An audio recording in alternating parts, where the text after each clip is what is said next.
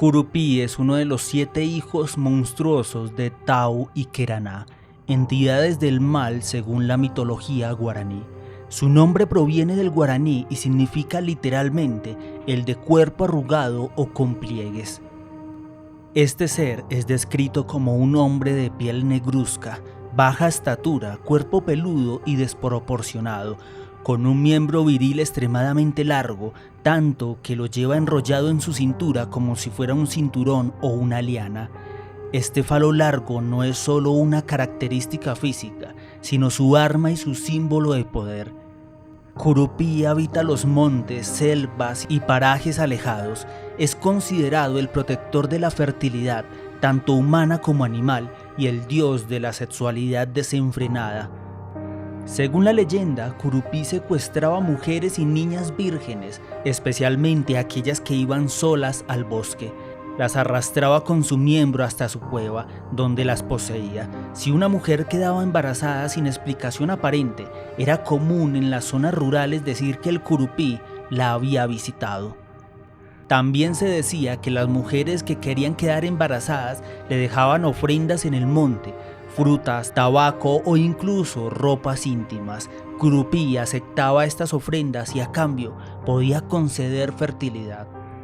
Con el tiempo esto se convirtió en una advertencia común para que las niñas no se alejaran del hogar, especialmente al atardecer o durante la siesta. Curupí es un ser temido pero también respetado. Tiene un carácter impulsivo y bestial, pero no se le considera malvado por completo. Representa el deseo primitivo, la sexualidad no controlada y los peligros del monte.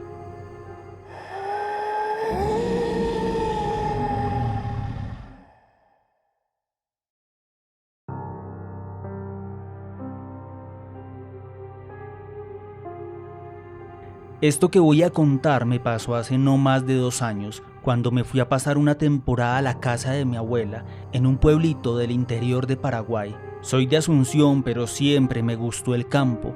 Quería despejarme un poco, lejos del quilombo, del celular, del laburo. Quería escuchar grillos en vez de bocinazos, ver estrellas en vez de faroles, dejar atrás la ansiedad y la depresión que cargamos en la ciudad por tanto aguantar, pero creo que me traje algo de todo ese quilombo. La casa de mi abuela está rodeada de monte, a unos metros nomás ya empieza el espesor. Es hermosa, con su techito de tejas viejas, el corredor lleno de plantas en latita de leche nido, el gallinero al fondo y el pozo de agua que todavía usamos. Recordé lo feliz que era en esas paredes y seguro volvía a este espacio buscando esa paz, que aunque está esa paz en ese sitio, el que no se encuentra soy yo en ese mismo. Y así estuve mucho tiempo, bastantes días. Un día yo salía a caminar todas las tardes, tipo 5 o 6 de la tarde, cuando el sol bajaba un poco. Me metí por unos senderitos que había entre los árboles, escuchando los pajaritos, viendo si aparecía algún tatú o una iguana.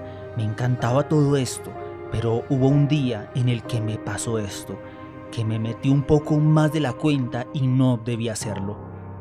Recuerdo bien, era martes, hacía calor pero estaba nublado. Me llevé una botellita de agua y el celular, aunque allá no hay señal ni a palos. Caminé como media hora o tal vez más, todo tranquilo, pero de pronto empezó a picar la nuca. Lo primero que pensé fue que era un bicho, pero también sentí como si alguien me estuviera espiando. Caminé un poco más en el monte sin temor, ya que podría ser la mirada de los animales que ahora estaban muy callados. Al momento de caminar solo, llegó a mí una brisa como un viento feo, caliente, que traía un olor, ¿cómo lo explico? Un olor como a animal encerrado, a sudor viejo, a algo podrido, como animal muerto. Ahí empecé a sentir un miedo, algo me decía que me tenía que ir. Entonces empecé a volver solo por precaución, pero no encontraba bien el camino y el olor era cada vez más fuerte, aunque ya estaba lejos del lugar. Los árboles me parecían distintos, como si se hubieran movido. Me comenzaron a temblar las piernas, acheñé rey. Parecía que Petit me estaba pegando más de lo normal. Apuraba el paso hasta que tuve que parar en seco por un ruido raro de carape o jepea, cerquita nomás. Me paré en seco, volví a mirar y entre los árboles juro que había un tipo bajito, todo peludo, Jujuiteisha con los ojos brillantes, pero lo más horrible, lo más repugnante era lo que arrastraba. Un miembro enorme como una Emboy Poguasu que se enrosca en su cintura y caía al suelo. Como digo, parecía que su miembro tuviera vida propia, ojos, boca, como una Emboy o más bien una anaconda. Sentía una náusea terrible, un envasibai. Me quedé paralizado, no podía ni gritar. Mi mente me alertaba que podía terminar empalado por querer ir en busca de tranquilidad. Este espanto salió joto. El bicho joto, porque no puedo decirle otra cosa, dio un paso hacia mí. Se reía, pero era una risa sin sonido, como una mueca de dientes podridos. Me di vuelta y corrí. Corrí como nunca en mi vida, con miedo a que se me saliera el aceite. Me rasguñé con ramas, me tropecé, caí, pero me levanté y seguí. Veía a ese embae que intentaba agarrarme como si tuviera boca, contusada y tirarme para atrás, pero como que no le servía mucho o no tenía la fuerza suficiente. Cuando por fin vi la casa de mi abuela entre los árboles, empecé a llorar. «No tenés nada encima», me dijo. «Curupí vive por acá, anda con mujeres sin que se lo vea, pero si vos lo viste, algo te quiere decir». Desde ese día no volví al monte, ni un paso, Andajapita UPP, hasta que pasó una semana más y me sentí bien. Soñaba con él todas las noches, en los sueños me hablaba, pero no podía entender Embaepa Heiba. Solo sé que cada vez que lo sueño, al despertar tengo una sensación horrible en el cuerpo, como si algo chepocó mientras dormía. Volví a Asunción y traté de olvidarme de esto, pero cada tanto, al cerrar mis ojos, lo veo, sonriendo con esa mueca sucia, saludándome con ese bicho, esperando, no sé qué, pero esperando. Y ahora creo más en las historias de los abuelos. Umimbaebai son más horrendas de lo que nos contaron. Ja Añetejape Oikobe. Gracias por hacer el esfuerzo de contar nuestras historias.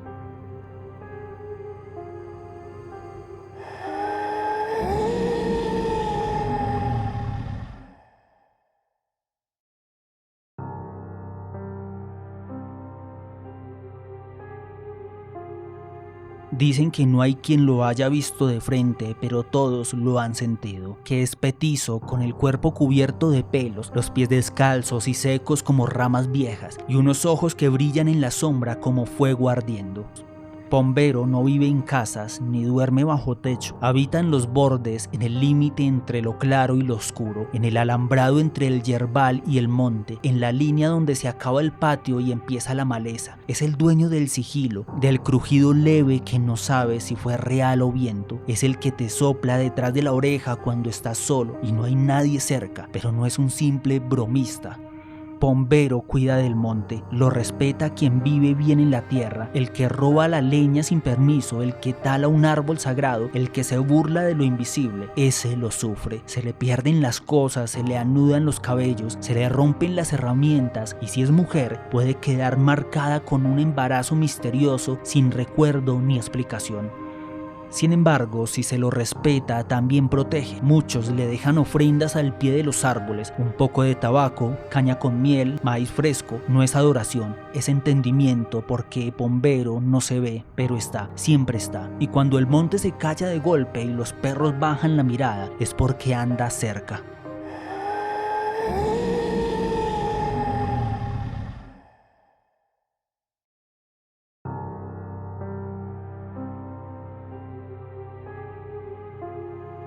Howard, te mando esto porque no sabía a quién más contárselo sin que me traten de loco. No es una historia con principio ni con un final. Es algo que me pasó o que me está pasando porque desde que ocurrió siento que no todo volvió al lugar de antes. Donde vivo, al borde de una colina vieja, hay árboles que parecen más antiguos que el mismo pueblo. Una franja de monte ralo donde la gente no entra mucho. Ahí, dicen los abuelos, Oiko Pombero, el que camina sin dejar huellas, el que te sopla por la espalda y se ríe sin mostrar la cara, vive. Yo no creía hasta esa vez.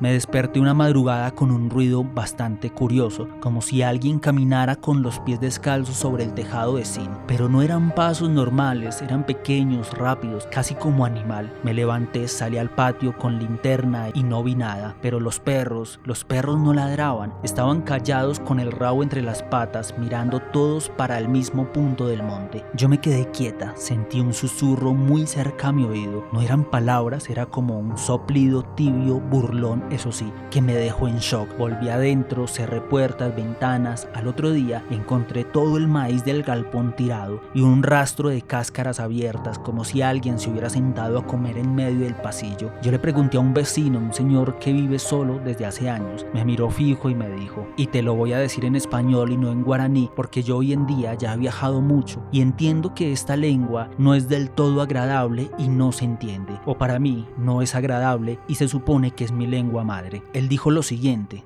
sin que te des cuenta, ya sabe tu nombre. Ese hombrecito no es malo, pero tiene coraje. Esa noche recuerdo que dejé caña con miel al pie del naranjo, no por miedo, por respeto, porque algo me decía que si uno quiere vivir en paz donde habita en el monte, tiene que saber compartir con ellos. Y después de todo eso, durante ese tiempo las cosas no se perdieron. Logré hacer muchas cosas, como le comento Howard, logré emigrar hacia un país muy grande que sí le da unas oportunidades, aprender de otras culturas, y cada vez que vuelvo veo que mis familiares que viven allí viven tranquilos, los animales también ya duermen tranquilos, y eso sí, cuando estoy durmiendo ahí cada tanto, paso por el patio o por estos lugares de la casa y vuelvo a sentir como esa energía o ese soplido de nuevo. Entonces repito este ritual antes de irme de nuevo al país de las oportunidades. Y eso es todo. Gracias, Howard, por darme esta oportunidad. En tu otro canal no había podido compartir mi historia, pero aquí sí puedo decir también, yo apoyo el misterio nacional hablando de mi país. Saludos.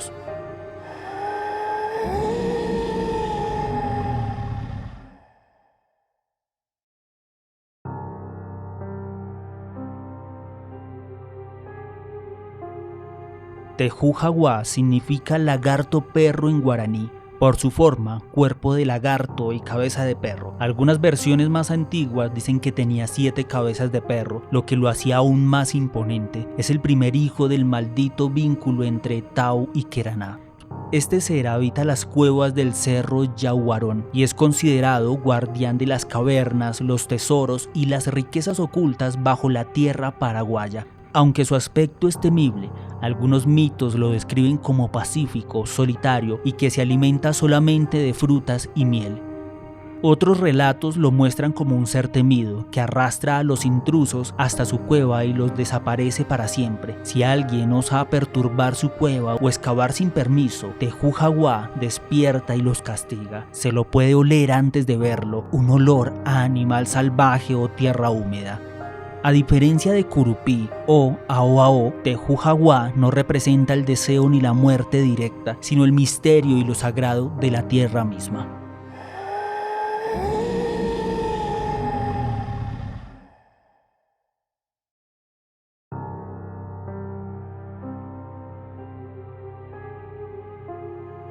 Mi viejo siempre me decía: no escarbes donde no te llaman, pero che, como jeta, caray, raya cajata. Creía que todo hijatú o heikua, que los secretos eran solo Ibibay o Ñemoiba. Por eso me metí en líos, por no saber en Baishapa o Heayua o Ñemombae. Fue en Yaguarón donde fui a trabajar con unos arqueólogos como asistente. Soy topógrafo y nos contrataron para marcar una zona cerca del cerro. Nos hablaron de ruinas antiguas, de piezas enterradas, de historia. Lo que nadie nos dijo, o al menos no en serio, era que allí nos íbamos a encontrar con algo sobrenatural. La primera noche acampamos cerca de una cueva profunda. El guía local, un señor ya mayor, nos advirtió que esa cueva no se tocaba, que no era para nosotros, que ni por broma pusiéramos un pie ahí. Ahí, oiko Tejujaguá, nos dijo, Oñanguerecó, Embae, Reegua. Nos reímos, pensamos que era folclore y al día siguiente, uno de los investigadores, un argentino canchero, decidió bajar un poco para ver si había algo interesante. Bajó con una linterna y no volvió por horas. Cuando lo encontraron, estaba sentado en el fondo de la cueva, con la mirada perdida, no hablaba, no reaccionaba, solo murmuraba, los ojos, mi rezá, mi rezá. Lo sacaron en camilla, nunca volvió al equipo. Yo no quería saber nada más, pero una noche, no sé por qué, sentí que tenía que acercarme. Era como un llamado. Caminé hasta la entrada, había un olor raro, como a humedad antigua o a miel rancia, a animal dormido desde hace siglos. Me asomé y vi una sombra gigantesca, enorme, casi inmóvil, con algo que parecía piel de lagarto y cabezas que se movían lento, como si olfatearan. Me paralicé. Shenbopi Taite. Sentí algo dentro mío. No miedo, era reverencia, como si esa criatura hubiera visto todo desde antes que naciera el mundo, no lo sé, como si supiera quién era yo y también lo que había venido a buscar. Me fui sin decir nada y desde entonces cada vez que alguien habla de excavar en tierras lejanas, me entra mucho miedo, como si la vida misma me diera mi destino y yo lo entendiera de una vez. Porque yo sé que hay cosas que no quieren ser descubiertas y que no deberíamos descubrirlas. Para mí ese era Teju Jaguá, el cual estaba dormido. Omombae Guazú a Oñangareco, Pembae Don Kwai Baerare. No es malvado, pero si lo despertas no hay vuelta atrás.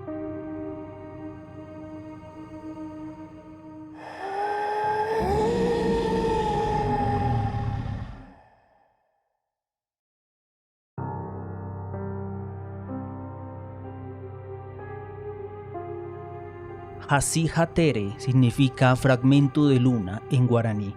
Es el único de los 7 hijos de Tao y Keraná que no tiene una apariencia monstruosa. Por el contrario, se lo representa como un niño rubio de ojos azules que anda desnudo y siempre lleva consigo un pequeño bastón de oro como una varita mágica. A diferencia de sus hermanos, no vive en la oscuridad ni entre pantanos, sino que aparece a plena luz del día, especialmente en la hora de la siesta. Su función parece inocente, incluso angelical, pero su naturaleza es ambigua y peligrosa. Hasi-Hatere vaga por las plantaciones silbando como un pájaro. Su silbido tiene la capacidad de hipnotizar a los niños que, desobedeciendo a sus madres, salen a jugar durante la siesta. Cuando los encuentra, los encanta con su bastón y se los lleva. Algunos dicen que les da miel, fruta y gusanos, y luego los deja libres, pero los chicos regresan tontos, como si hubieran perdido el juicio. Otros relatos aseguran que no actúa solo. Una vez que los niños están bajo su hechizo, se los entrega a su hermano Ao Ao, un ser antropófago, para que se los coma. Por eso, en muchas zonas rurales del Paraguay, los padres y abuelos aún hoy advierten: no salgas a la siesta, que Hasi-Hatere anda suelto.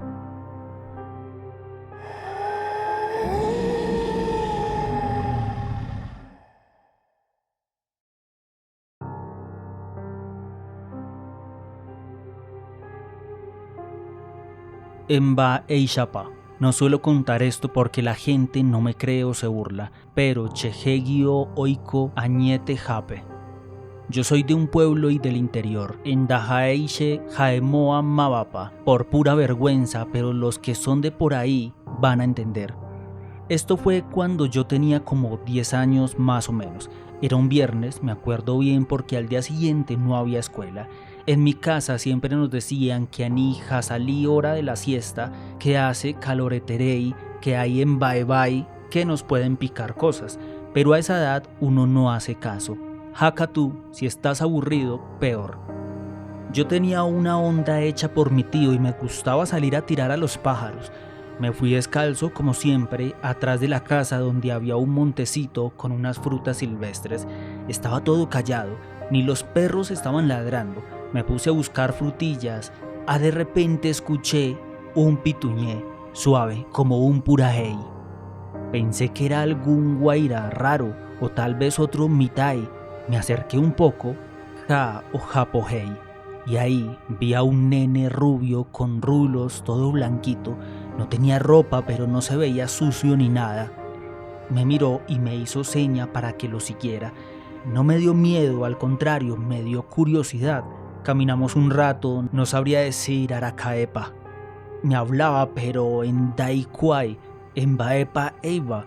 Era raro, me dio una iba medio dulce, medio extraña, y después todo se puso oscuro como si pitueterei. Atrás de él apareció algo grande. No se veía bien, pero era Hobiu Hajesai Pitá. Y ahí eso empezó a gruñir. Me acuerdo que me dio mucho miedo. El rubio me sonrió serio, tocó su bastoncito y después de eso no me acuerdo en Baebé. Sentí como si Sherreje o Japoshupe She energía, el cuerpo me pesaba. Soñé que caminaba por un camposanto, pero mi tumbacuera estaban todas abiertas y habían sombras que se movían entre las cruces, me querían agarrar las piernas. Desperté tirado bajo un guabillú, todo sucio, con arañazos en las piernas. Ya se estaba haciendo de noche. Mi mamá y los vecinos me estaban buscando. Me retaron, lloraron, me abrazaron. Yo no dije nada, no sabía cómo explicar. Pensé que era un sueño. Esa noche no pude dormir. Sentía como si alguien me mirara desde la ventana. Cada tanto escuchaba un silbido de vuelta, bajito. Pensé que era mi cabeza nomás. Pasaron los días y me empecé a poner raro. No comía bien, tenía pesadillas. Pete y Hei me encontraron dormido al pie del guabillú. Otra vez, Handai Kwai en Bae Shepa. Mamá me llevó con una señora que rezaba, me pasó ruda, me hizo bañar con sal y me dio un collar con una cruz. Nunca conté bien lo que vi en el momento. She Rajyateri, que me dijeran Tabi, pero me acuerdo demasiado bien de todo lo que viví. Una vez, ya de grande, ahí sí conté esto entre bromas en una ronda con compañeros del trabajo. Uno, que es más viejo, me quedó mirando y me dijo: «Vos no sabes lo que viste, ¿verdad?» Ese rubio era Hasi Hatere. Le pregunté si hablaba en serio de todo esto que me decía. Hei Shebe, que sí, que su abuelo le había contado de eso, que el rubio atrae a los Mitai y los lleva al Kagoi, y que si este se acerca es porque alguien o Imene o mano o porque te está marcando. No supe en Baepa Haeta, y fue ahí que nadie más habló. Mil gracias por sacar espacio y de contar mi experiencia. Un abrazo.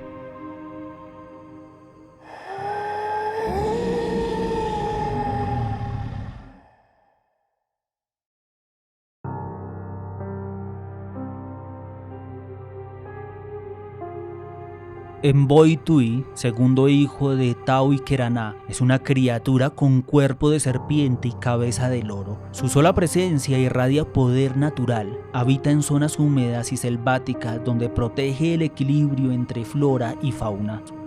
Su nombre proviene del guaraní Mboi, serpiente, y Tui, loro. Aunque parezca una contradicción de formas, su esencia es justamente esa, la unión entre lo opuesto. Es símbolo del monte y del agua, del aire y de la tierra. No ataca por maldad, sino que actúa cuando los humanos profanan la naturaleza. Se manifiesta en el silencio repentino de los árboles, en la parálisis del aire o en la desaparición de los sonidos. Si se le ve, es señal de que algo sagrado fue perturbado.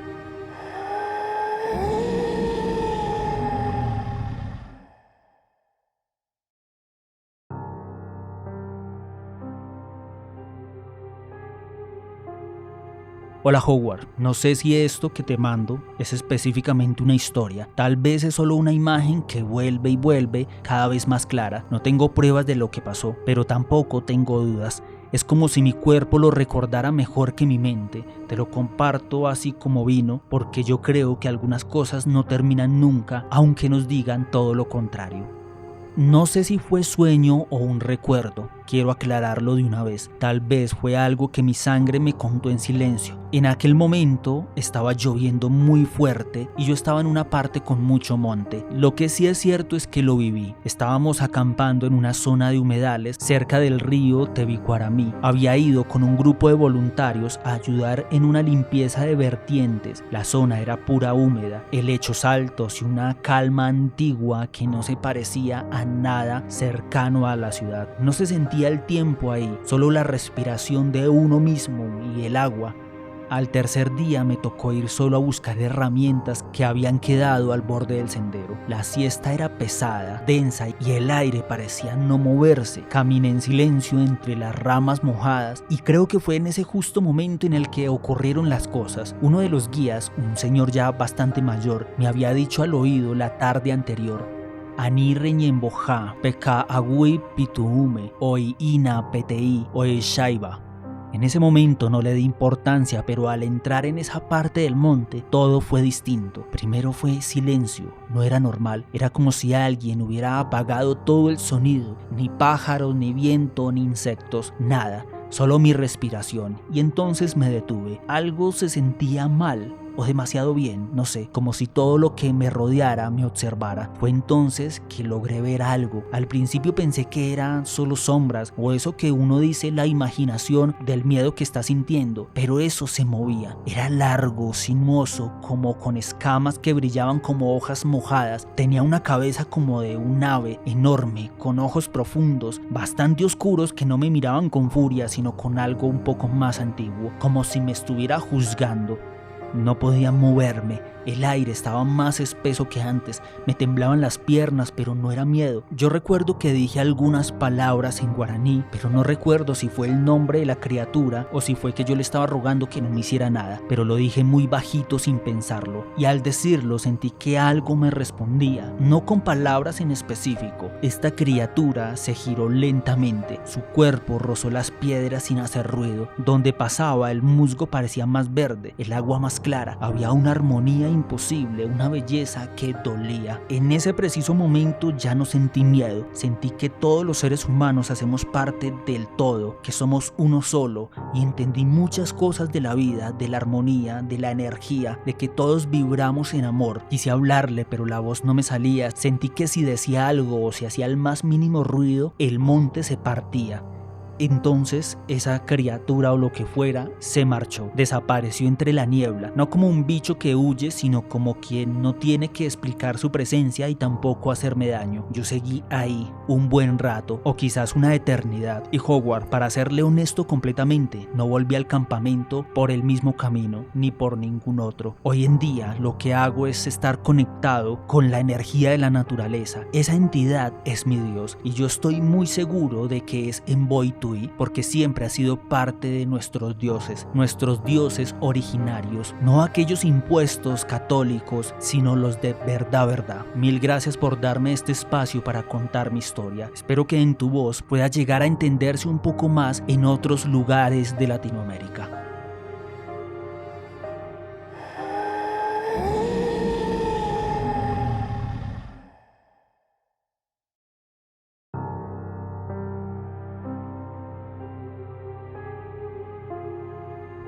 Según la mitología guaraní, Luisón es el séptimo hijo de Tau y Queraná.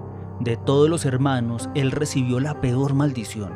Y en las noches de martes y viernes de luna llena, el hombre que carga esta herencia sufre una transformación espantosa. Primero siente un dolor terrible en la espalda, fiebre, escalofríos y después, ya apartado de todos, se tira al suelo y rueda 3 veces rezando el credo al revés. Entonces comienza su metamorfosis en una bestia parecida a un perro flaco, enorme, peludo, de ojos rojos y un olor fétido insoportable.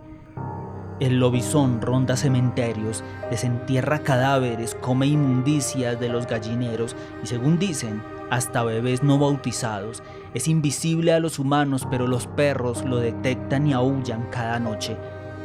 La única forma de romper la maldición es bautizarlo en 7 iglesias y que el presidente de la nación sea su padrino.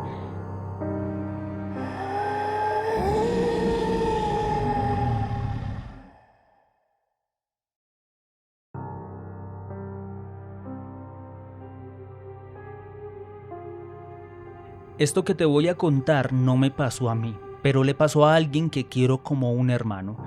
Nos criamos juntos acá en San Bernardino, jugábamos a la bolita en la calle y después, ya de grandes, salíamos a pescar algo. Julián era un tipo callado, medio huraño, pero buenazo, hasta que una noche le pasó lo que nadie se imagina que pueda pasar. Era viernes, me acuerdo bien porque venía de una guitarreada en lo de los muchachos y Julián no quiso venir. Danche por ahí, me dijo. Siento como si cherreteré o peteía caracú. Pensamos que era una gripe, pero a la mañana siguiente ni asomó, ni contestaba el teléfono y su jagua ovejero, ese guapo que tenía, no paraba de aullar. Fui hasta su casa en mi moto, ya medio intranquilo. La puerta estaba abierta, pero adentro todo revuelto, como si alguien hubiera tenido un ataque de locura o se hubiera peleado con el diablo. Ropa desgarrada, sillas caídas, manchas en el piso. Haupetibai, como a Hawaii, pero más agrio, más hondo, como a algo que hoy vi wiwi. Lo buscamos todo el día, en el pueblo, en el monte, hasta por el Campo Santo Viejo, porque un vecino dijo que había visto a alguien o algo. Ojapo caray, umitumba apitepe. Lo encontramos recién al día siguiente. Estaba tirado cerca de un arroyo, todo embarrado, temblando. No hablaba, tenía los ojos hinchados, las manos cubiertas de rasguños y el cuerpo le olía, igual que la casa, como si hubiese estado durmiendo en una cueva llena de huesos. Lo llevamos al centro de salud, pero no quería que lo tocaran ni que lo miraran, solo repetía en guaraní: Sheningonda ai aipotaba haeo ouche reje. Tu abuela fue la que nos dijo lo que nadie quería escuchar. Es el séptimo hijo. Nunca lo bautizamos en las 7 iglesias como decían. Siempre tuvimos miedo. Ahora se cumplió la maldición. Julián se fue a vivir con unos parientes en Caguazú. No quiere saber más en Baebe de volver, pero cada tanto me llama y yo sé cuando algo oimene o jeú heita.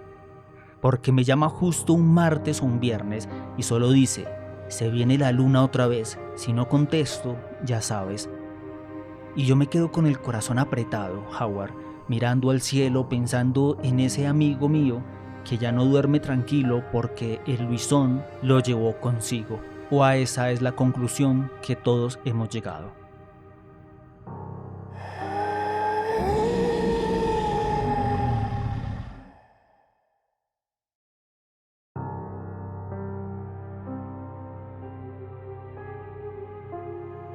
No viene cuando llueve, llega cuando el aire está seco y la tierra pide agua. Su mes es octubre, tiempo donde el sol aprieta pero aún no llueve y las plantas aguantan con la boca cerrada. Aparece al mediodía cuando la sombra es corta y los perros buscan tierra fresca donde acostarse. Viene caminando desde el monte con paso firme pero sin hacer ruido. Lleva un saco oscuro, largo como túnica de cura viejo y un sombrero grande que tapa la mitad de su rostro. Nadie le ve bien los ojos, solo se dice que tienen un brillo que hipnotiza. Tiene una vara en la mano, larga, de madera negra. Con eso señala las casas, no habla, mira, y donde ve gula, desperdicio o egoísmo, deja su castigo.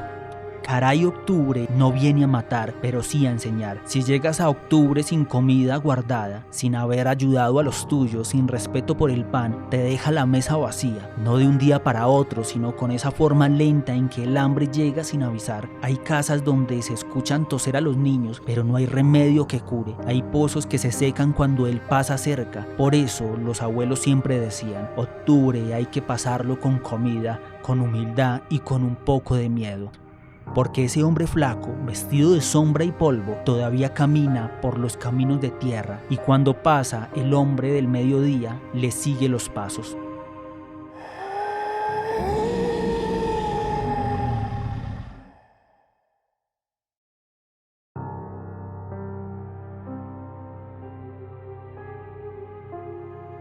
Hola Howard, esto que te cuento no sé si fue castigo, advertencia o simplemente presencia, pero algo se rompió aquel octubre, algo que todavía no se ha recompuesto del todo. Ese mes el calor vino con mucha rabia, la tierra se abrió en grietas largas, los caminos parecían cenizas y quiero adelantarme en mi relato, no quiero contar nada personal, solo el hecho paranormal. Peara hina jeta haku alaibitun dai pori, decía el vecino. Hace mucho calor y no hay ninguna pizca de viento.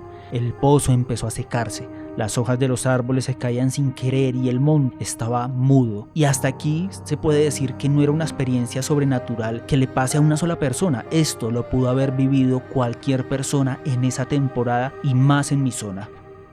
Yo me había quedado en la casa de mi abuelo, allá en el interior de Paraguay, en un paraje donde solo viven 2 o 3 familias. Mis padres habían ido a Villarrica y me encargaron cuidar todo. Los animales, la despensa, el patio, tenía de todo: chipa, caña, maíz, miel, harina. Pero me relajé demasiado y empecé a dejar la comida fuera del lugar, sobras sin cubrir, la caña cubierta, pan a medio comer encima de la mesa, en fin. Mi abuelo siempre decía: Ani reeja, la rembire cuñacaray reeve, caray octubre, oeshandé, reñembotavi ramo. No dejes las sombras al descuido, caray octubre ve cuando uno se vuelve arrogante. Y un jueves, justo al mediodía lo vi. Venía caminando desde el fondo del camino alto, delgado, con un saco oscuro, largo hasta los tobillos. Usaba un sombrero grande, de esos que cubren media cara. No levantaba polvo, no hacía sombra, pero estaba ahí. Los perros, que siempre ladran, se quedaron callados. Oñemboí, Hikai Amokiriri, diría después una vecina. Yo por mi parte no pude moverme. Se detuvo frente a la casa, no cruzó el portón, solo levantó una vara negra como chamuscada y señaló la mesa. Sentí un calor por dentro, no era la piel, adentro, como si algo encendiera fuego desde el pecho. Después se fue. Caminó hacia los árboles del fondo y desapareció entre el monte. Ni huellas dejó. Esa noche todo empezó a pudrirse. La chipa se llenó de gusanos, el queso se volvió amargo, la caña tenía gusto raro, hasta los perros vomitaron. No fue casualidad, no fue enfermedad. Fue que no respeté la comida.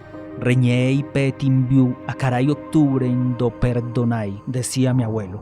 Si no hablas con respeto de la comida, caray octubre no perdona. Al otro día enterré lo que se echó a perder, dejé miel bajo el mango, lavé cada plato y le hablé bajito al monte, como quien pide disculpas. Y eso es todo. Mil gracias y espero que mi correo haya sido de su agrado.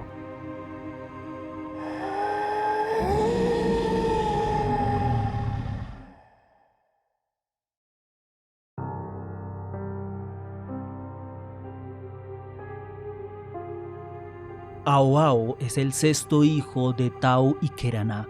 Su nombre proviene del sonido que emite cuando se comunica con otros de su especie, un aullido gutural que parece decir ao ao. Esta criatura tiene cuerpo de oveja o cerdo y cabeza de lobo o jabalí. Anda en manadas como los perros salvajes y es conocido por ser antropófago, es decir, se alimenta de humanos. Se dice que persigue a sus víctimas hasta devorarlas y que no hay forma de escapar salvo una: subirse a un embocajá o palmera. Ao no sabe trepar y si alguien logra alcanzarla se salva. Ao es considerado dios de la fecundidad, ya que ha tenido muchísimos hijos, todos tan salvajes como él. Representa la violencia ciega, la persecución sin sentido, el instinto brutal de matar por matar. En los pueblos del interior todavía se cuenta que en ciertas noches oscuras, cuando se escuchan ruidos de cascos corriendo por la tierra seca, puede ser Ao y su manada, obviamente, buscando carne humana.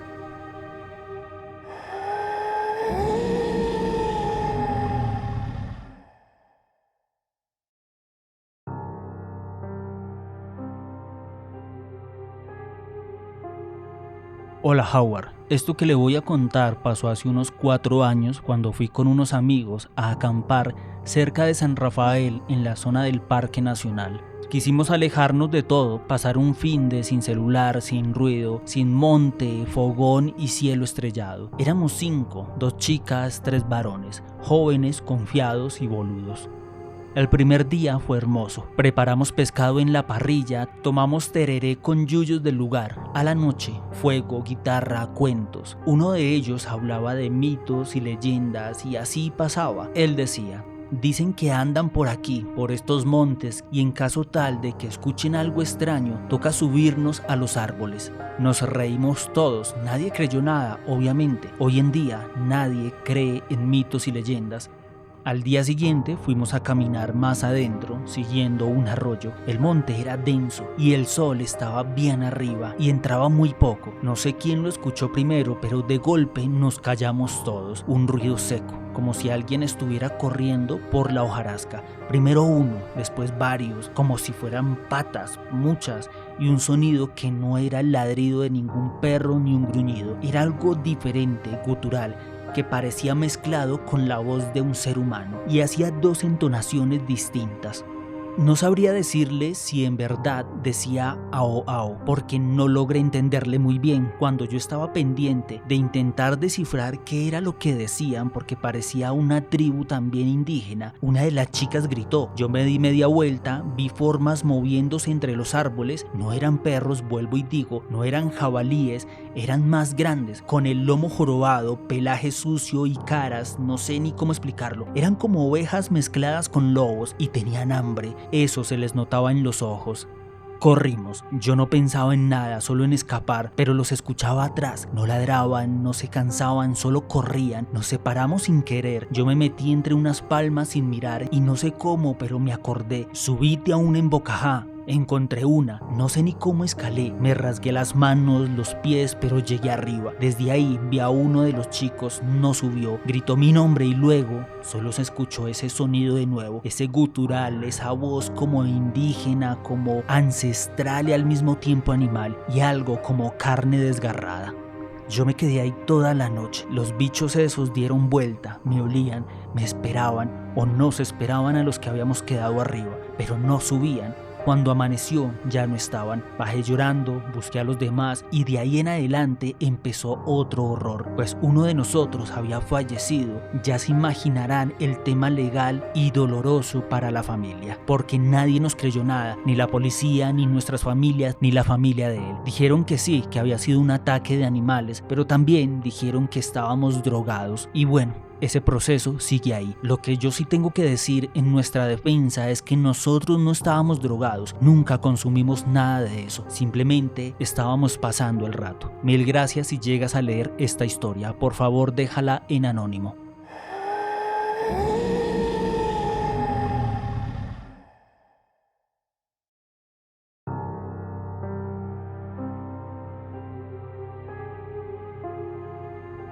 Moñay es una criatura con forma de serpiente corta, gruesa, de menos de 1 metro pero con el grosor de un tronco vivo.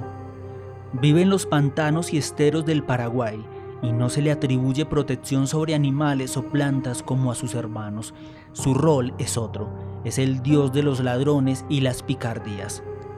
No hay claridad sobre si tiene voz o si se comunica, pero sí se dice que produce un miedo terrible y que verlo puede causar la muerte inminente. A diferencia de los otros seres mitológicos guaraníes, Moñay es más sigiloso y no necesita moverse mucho. Su sola presencia desata el caos. A menudo es asociado con zonas pantanosas donde la gente desaparece misteriosamente o se pierde por horas. Algunos dicen que atrae a los curiosos con ruidos o luces y luego los deja desorientados sin memoria. Se le considera un espíritu peligroso y burlón, muy difícil de detectar, pero absolutamente letal si se le enfrenta de cerca.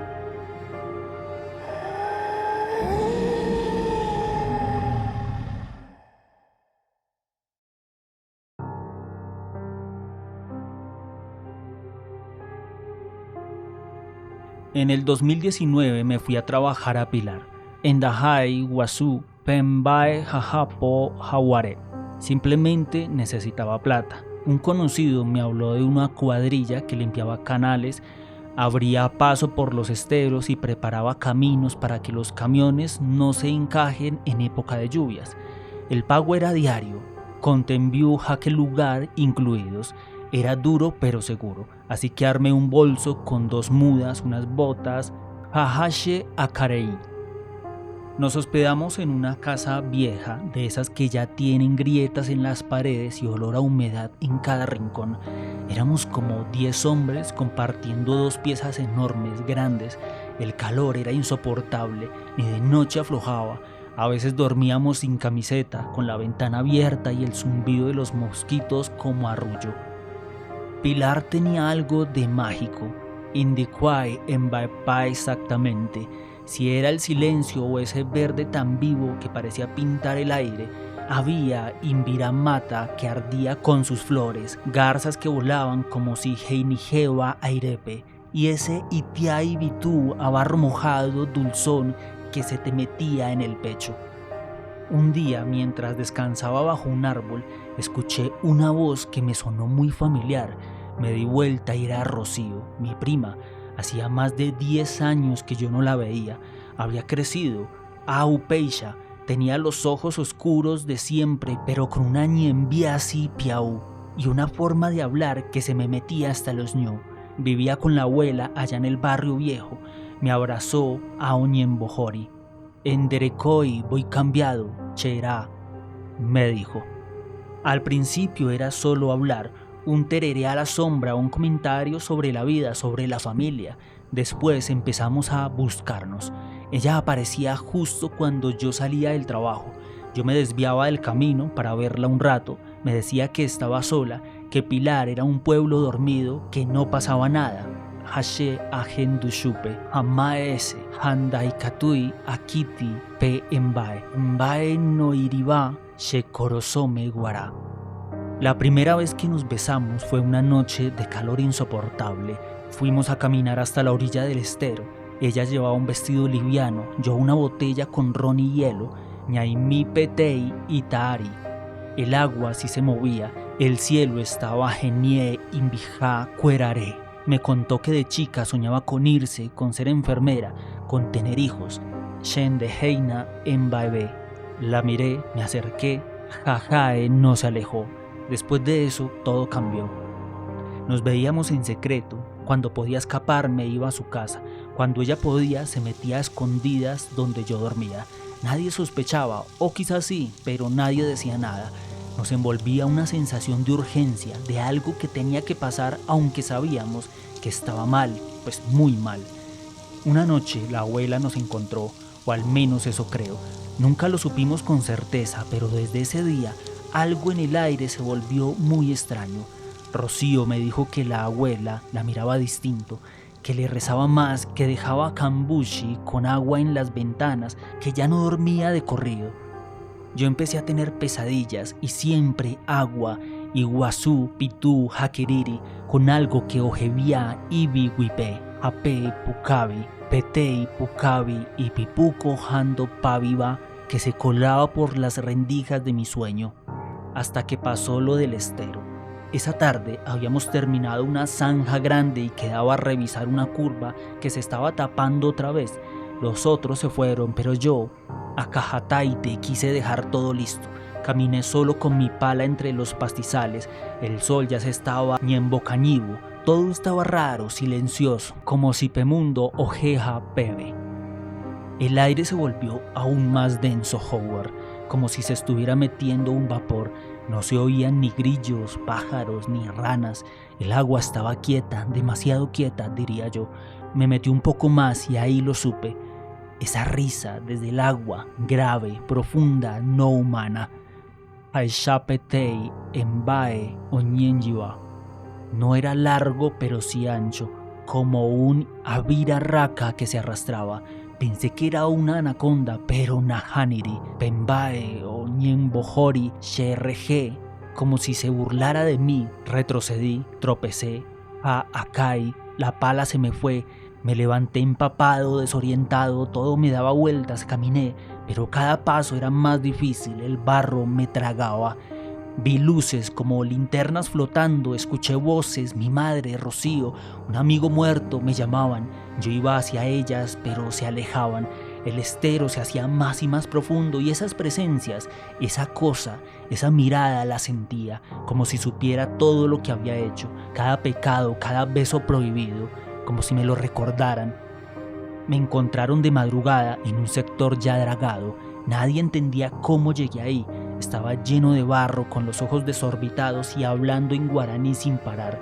Decían que repetía, Sheaikwane, Aendaei y Vipora. Me llevaron a un puesto de salud, me dieron calmantes, no dormí por 2 días y cuando por fin lo hice, soñé otra vez con agua, con algo negro que reía. Rocío vino a verme, lloraba, me agarró la mano y me dijo, la abuela Hei, que jajú, omoeñoi, embai pitu. Que ese pecá, que esto, oiko, yepi, curi, que por algo ñamarca. Nunca más la volví a ver, ni volví a Pilar.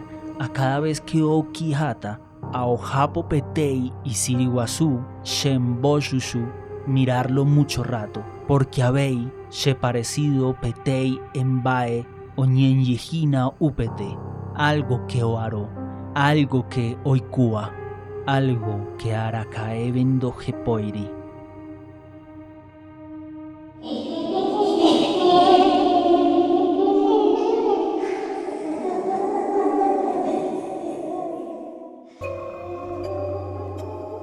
Ahora agradecemos que si el video te gustó, te suscribas a este canal, comentes tu historia favorita y compartas este video con algún amigo o familiar. Muchísimas gracias.